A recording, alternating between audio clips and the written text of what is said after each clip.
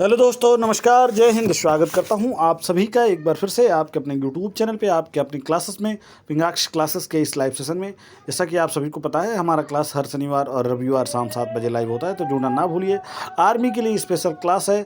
मध्यकालीन भारत का इतिहास से ये सेशन लिया गया है, स्टैटिक जीके का है, तो 15 प्रश्नों का ये सेट है। सेट को स्टार्ट करेंगे उससे पहले आपसे रिक्वेस्ट करूंगा, चैनल पे पहली बार है तो चैनल को सब्सक्राइब कर लीजिएगा, बेल आइकन को प्रेस कर दीजिएगा ताकि सबसे पहले नोटिफिकेशन आपको मिल सके। और ये सेशन पसंद आएगा तो लाइक करना, कमेंट करना और शेयर करना ना भूलें। चलिए स्टार्ट करेंगे आज के दिन के स्टैटिक जीके के 15 प्रश्नों के इस सेट को। हर एक फौजी भाई एक एक शेयर जरूर करिएगा। हमने हर एक फौजी भाई को एक शेयर करने का टारगेट प्लस दिया है। तो चलिए सेशन को स्टार्ट करते हैं बिना static GK for army Agniveer aspirants. पहला प्रश्न देखिए, निम्नलिखित में से कौन अमीर खुसरो की कृति नहीं है? ऑप्शन आपके सामने है। ऑप्शन पढ़ता हूँ। ए खजान उल फतू, बी तुगलक नमाज, सी तारिके इलाही और डी तबकत ए नासिरी।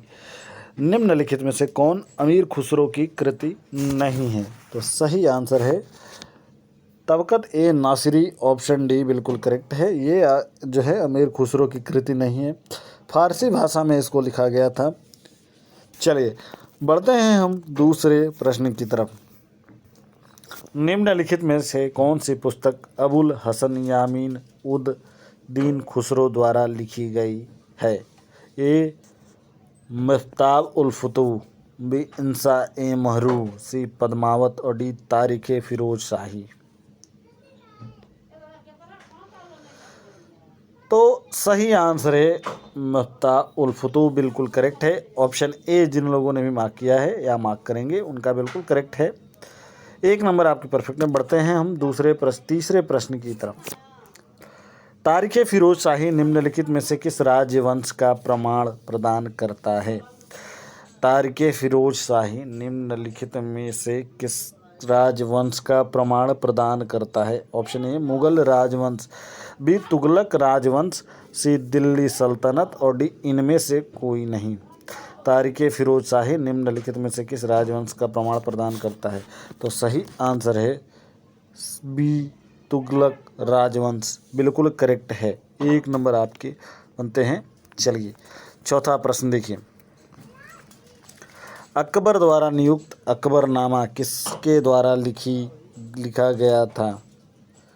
बहुत इंपॉर्टेंट क्वेश्चन है दोस्तों, VIQ इसलिए मैं लिख रहा हूँ यहाँ पे, यानी कि वेरी इंपॉर्टेंट क्वेश्चन। क्या है ये? अकबर द्वारा नियुक्त अकबरनामा किसके द्वारा लिखा गया था? Option A Abul Fazal, B Abul Qadir Badayuni, C Nizamuddin Ahmadi और डी इनमें से कोई नहीं। तो सही आंसर है अबुल फजल, ऑप्शन ए बिल्कुल करेक्ट है। 1596 ईस्वी में इन्होंने इसको लिखा था, 1596 ईस्वी में। ये बिल्कुल करेक्ट ऑप्शन है अबुल फजल अकबरनामा। चलिए बढ़ते हैं पांचवें प्रश्न की तरफ। ये रहा पांचवा प्रश्न स्क्रीन पे। 8वीं और 12वीं शताब्दी ई के बीच की अवधि के संबंध में निम्नलिखित में से कौन सा कथन सही है? ए भारत में किसी प्रभावी केंद्रीय प्राधिकरण का अभाव था, बी इसे सल्तनत पूर्वी युग भी कहा जाता है, सी इनमें असंख्य साम्राज्यों की वृद्धि देखी जो प्रकट हुए और गायब हुए। नीचे दिए गए कोड में सही विकल्प का चयन करें। देखिए ऑप्शन ए केवल ए, बी केवल ए और 2, सी केवल 2 और 3, डी 1, 2 और 3। तो सही आंसर है ऑप्शन सी 1, 2 और 3 बिल्कुल करेक्ट है, यानी कि ये तीनों करेक्ट हैं। भारत में किसी प्रभावी केंद्रीय प्राधिकरण का अभाव था, इसे सल्तनत पूर्व युग में भी कहा जाता है, इसे असंख्य साम्राज्य की वृद्धि। चलिए बढ़ते हैं अगले प्रश्न की तरफ। ये रहा आपका छठा प्रश्न आपकी स्क्रीन पे। किस शताब्दी के दौरान कृषि अर्थव्यवस्था के विस्तार और स्थानीय बाजारों के स्थानीय विनिमय के लिए उभरने का परिवर्तन देखा गया था? ए 8वीं शताब्दी, बी 7वीं शताब्दी, सी 9वीं शताब्दी और डी 11वीं शताब्दी। सही आंसर है सी 9वीं शताब्दी बिल्कुल करेक्ट है। 1 नंबर आपके बनते हैं। बढ़ते हैं हम 7वें प्रश्न की तरफ। निम्नलिखित में से किस शासक को बेदखल करके महमूद ने लाहौर पर अधिकार कर लिया? ए राज्यपाल, बी महेंद्र पाल, सी आनंद पाल और डी त्रिलोचन पाल। तो सही आंसर है डी त्रिलोचन पाल, बिल्कुल करेक्ट है। आपका 1 नंबर बनता है। बढ़ते हैं 8वें प्रश्न की तरफ। निम्नलिखित में से किसे लाख बख्श के नाम से जाना जाता था? ए मोहम्मद गौरी, बी कुतुबुद्दीन ऐबक, सी इल्तुतमिश और डी बलबन। ये बहुत इंपॉर्टेंट क्वेश्चन है, लिखा है मैंने VIQ। दोबारा पढ़ देता हूँ। निम्नलिखित में से किसे लाख बख्श के नाम से जाना जाता है? तो सही आंसर है कुतुबुद्दीन ऐबक, ऑप्शन बी बिल्कुल करेक्ट है। लाख बख्श के नाम से भी इनको जाना जाता था। चलिए 9वां प्रश्न देखेंगे।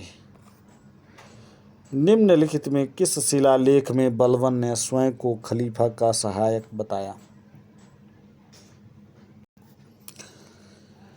निम्नलिखित में से किस शिलालेख में बलबन ने स्वयं को खलीफा का सहायक बताया? ए कुव्वत उल इस्लाम मस्जिद शिलालेख, बी कुतुब मीनार शिलालेख, सी गढ़ मुक्तेश्वर के मस्जिद शिलालेख, डी 2.5 दिन का झोपड़ा शिलालेख। तो सही आंसर है आपका ऑप्शन सी गढ़ मुक्तेश्वर के मस्जिद शिलालेख, बिल्कुल करेक्ट है। बढ़ेंगे अब आज के दिन के 10वें प्रश्न की तरफ। ये रहा 10वां नंबर का प्रश्न। दिल्ली के किस सुल्तान ने अमीर अल मोमिनीन की उपाधि धारण की? ए रजिया सुल्तान, बी इल्तुतमिश, सी कुतुबुद्दीन ऐबक और डी मुइजुद्दीन गौरी। सही आंसर है ऑप्शन बी इल्तुतमिश, बिल्कुल करेक्ट है। इल्तुतमिश ने अल मोमिनीन की उपाधि धारण की थी। चलिए 11वां प्रश्न देखेंगे। निम्नलिखित में से कौन संगम शासकों का पारिवारिक देवता था? ए विजय नारायण, बी विरूपाक्ष, सी वीरा नारायण और डी टिलिप। सही आंसर है ऑप्शन बी विरूपाक्ष, बिल्कुल करेक्ट है। 1 नंबर परफेक्ट है। बढ़ते हैं 12वें प्रश्न की तरफ। निम्नलिखित में से किस सूफी फकीर का परिवार मूल रूप से बुखारा का था? A Khwaja Moinuddin Chishti, B Sheikh Nizamuddin, C Nizamuddin Auliya, D Qutbuddin Bakhtiyar Kaki. तो सही आंसर है आपका सही आंसर है शेख निजामुद्दीन, ऑप्शन बी बिल्कुल करेक्ट है। 1 नंबर आपके बनते हैं option B Sheikh Nizamuddin, option B Sheikh Nizamuddin. चलिए बढ़ते हैं 13वें प्रश्न की तरफ। निम्नलिखित में से किसे बीजापुर में चिश्ती संप्रदाय का लोकप्रिय बनाया? ए मिरांजी शम्स अल उसक, बी कमालुद्दीन बियाबानी, सी शेख पियारा, डी सैयद यदुल्ला। सही आंसर है आपका मिरांजी शम्स अल उसक। सही आंसर ऑप्शन ए।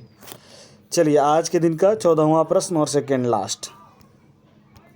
निम्नलिखित में से किस राजा ने बहमनी साम्राज्य को 4 भागों में बांटा जिन्हें तारफ कहा जाता है? ए महमूद गवान, बी अलाउद्दीन वन, सी मुजाहिद शाह बहमनी और डी हुमायूं शाह। सही आंसर है आपका ऑप्शन बी अलाउद्दीन वन, बिल्कुल करेक्ट है। 1 नंबर आपके बनते हैं। बढ़ता हूँ आज के दिन के 15वें और आखिरी प्रश्न की तरफ। शेर शाह सूरी ने डैश से बने सिक्कों की शुरुआत की? ये बहुत इंपॉर्टेंट क्वेश्चन है। आखिरी क्वेश्चन जो है बहुत इंपॉर्टेंट है। ये पूछ रहा है कौन से सिक्के उसने शुरुआत की थी या जारी किया था? ए केवल चांदी और तांबा, बी केवल सोना और चांदी, सी सोना चांदी तांबा और डी सोना और तांबा। सही आंसर है सोना, चांदी और तांबा। ऑप्शन सी बिल्कुल करेक्ट है। 1 नंबर आपके बनते हैं।